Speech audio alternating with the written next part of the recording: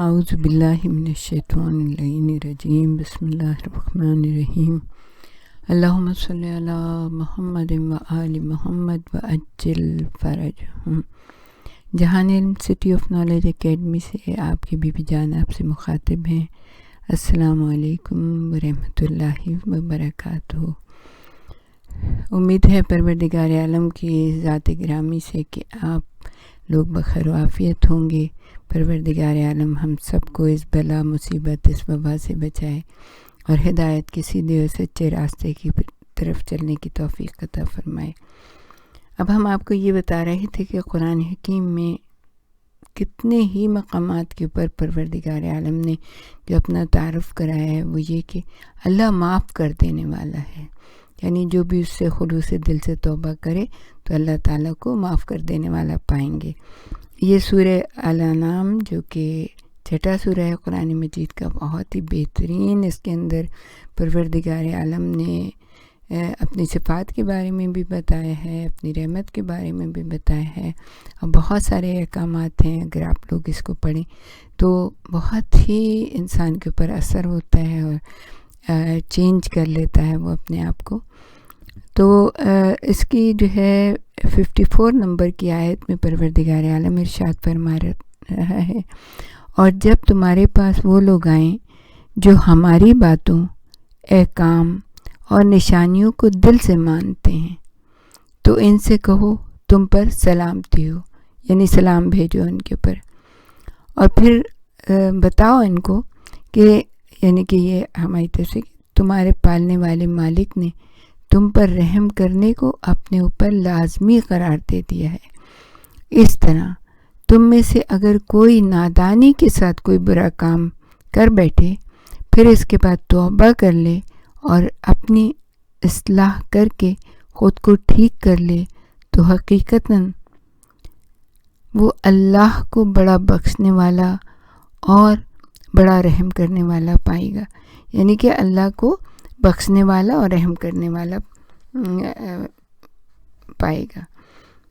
تو اس کی تفسیر کے بارے میں ہے کہ آیت کا شان نزول یہ ہے کہ ایک گروہ جناب سرور کائنات محمد مصطفیٰ صلی اللہ علیہ وآلہ وسلم، اللہ کا اور بندوں کا اور فرشتوں کا بے انتہا ان کے اوپر درود و سلام ہو،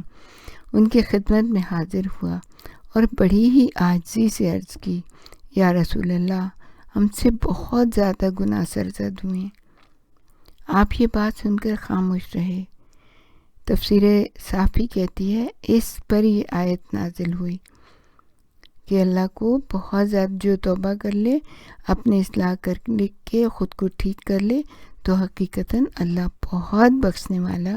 اور بڑا ہی رحم کرنے والا ہے۔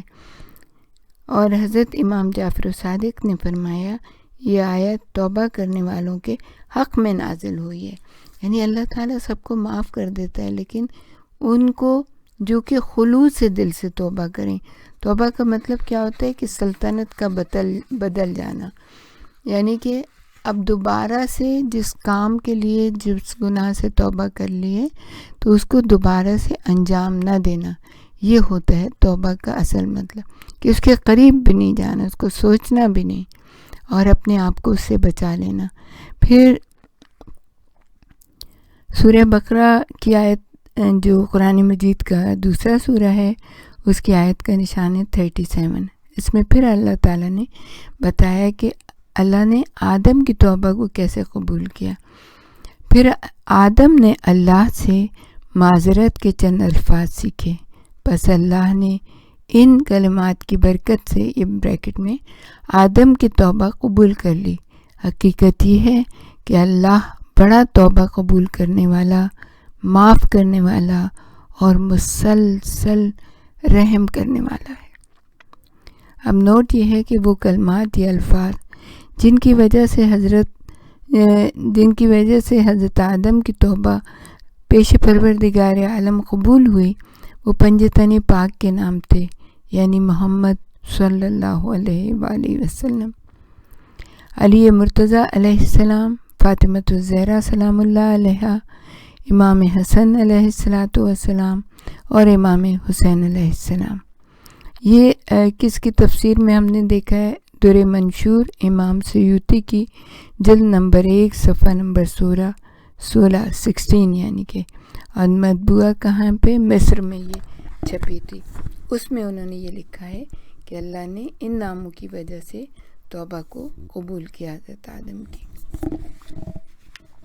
پھر قرآن سورہ بقرہ ہی میں کہہ رہا ہے، اور یہ آیت بھی آپ کو یاد رہے گی کیونکہ اس کا نشان ہے، اس کا جو نمبر ہے وہ بہت سمپل ہے. یعنی سورہ بقرہ بھی دوسرے نمبر کی آیت ہے، اور یہ جو آیت ہے اس کا نشان جو ہے یہ ہے 222، یعنی بقرہ 2 ہے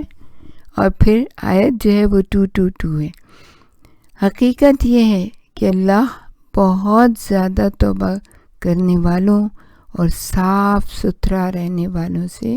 محبت کرتا ہے. یعنی کہ اللہ تعالیٰ صفائی پسند ہے، صفائی کو پسند کرتا ہے. اب لوگوں کو بھی یہ چاہیے کہ اپنے آپ کو صاف ستھرا رکھیں. یہی نہیں کہ بس کہیں کہ بھئی ہم تو روحانی طور پہ ہم تو بہت صاف ستھرا، نہیں، جسمانی طور پہ بھی صاف ستھرا رہیں، اپنے ارد گرد کو بھی صاف رکھیں، اپنے گھروں کو بھی صاف رکھیں، اپنے رومز کو بھی صاف رکھیں، اپنے اخلاق کی بھی صفائی ستھرائی کرتے رہیں کہ کوئی اس کے اندر غلط باتیں نہ ہوں. تو اللہ تعالیٰ جو ہے ایسے لوگوں کو بہت پسند کرتا ہے اور ان کی توبہ بھی قبول کر لیتا ہے. پھر سورہ آل عمران جو قرآن مجید کا تیسرا سورہ ہے، اس کی آیت کا نشان ہے 17 اس میں پروردگار عالم ارشاد فرما رہا ہے کہ وہ لوگ، اور بریکٹ میں ہے قابل تعریف ہیں، جو یہ دعا مانگتے ہیں کہ اے ہمارے پالنے والے مالک، ہم نے تجھے دل سے مان لیا، ہمارے گناہ معاف فرما دے، ہمیں جہنم کی آگ کی سزا سے بچا لے. پروردگار عالم ارشاد فرما رہا ہے،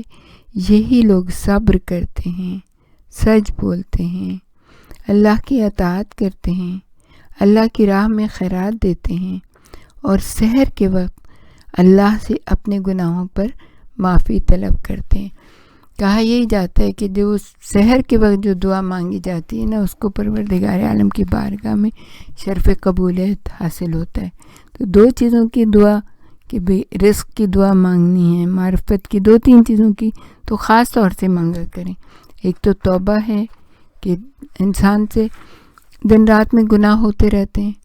تو اگر رات میں کوئی گناہ سرزد ہو گیا تو اس کے سحر کے وقت اس کے بارے میں استغفار کر لیں، اور اللہ تعالیٰ سے خاص طور پہ رزق کے لیے دعا کریں کیونکہ رزق جو ہے اللہ تعالیٰ کی طرف سے صبح نازل ہوتا ہے.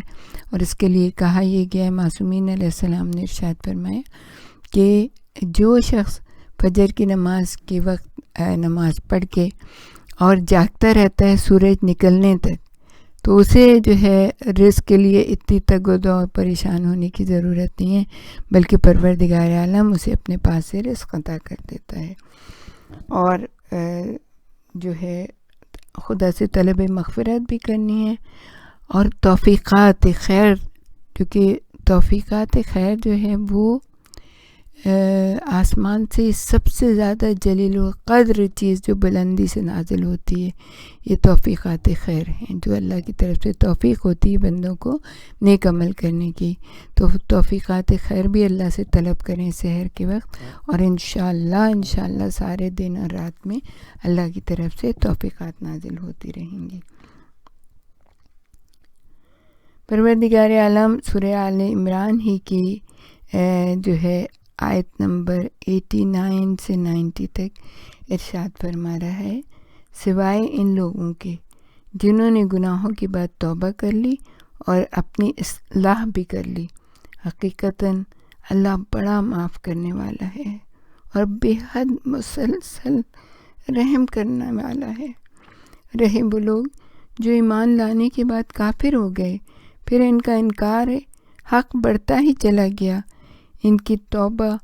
ہرگز قبول نہیں کی جائے گی. بس یہی لوگ گمراہ اور بھٹکے ہوئے ہیں. یعنی کہ جو سورہ آل عمران کی یہ 2 آیت ہیں بہت ہی خطرناک ہیں کہ انکار حق جو جن کا بڑھتا جاتا ہے اور وہ اللہ تعالیٰ سے معافی بھی نہیں مانگتے، تو اللہ تعالیٰ ایسے لوگوں کو ہرگز معاف نہیں کرتا. اور پھر فرماتے ہیں سورہ آل عمران 30 نمبر کا سورہ ہے اور اس کی آیت کا نشان ہے 135 136، وہ لوگ جو بدکاری کر بیٹھتے ہیں اور اس طرح خود اپنے آپ پر ظلم کر لیتے ہیں، پھر اللہ کو یاد کرتے ہیں اور اپنے گناہوں کی معافیاں مانگتے ہیں، اور اللہ کے سوا کون ہے جو اس قدر گناہوں کو معاف کر دے، اس قدر جو ہے بریکٹ میں یعنی گناہوں کو معاف کر دے۔ وہ لوگ جو اپنے برے کاموں پر جان بوجھ کر جمے نہیں رہتے،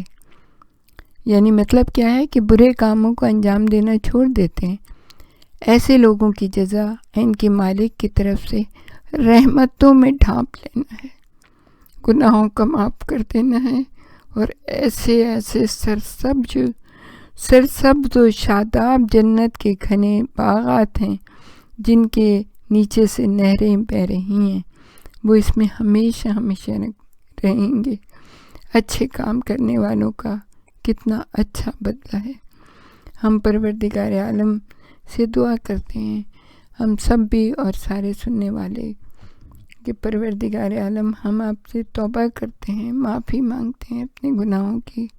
اپنے جانے والوں کی، کہ پروردگار عالم تو ہم سب کو معاف کر دے،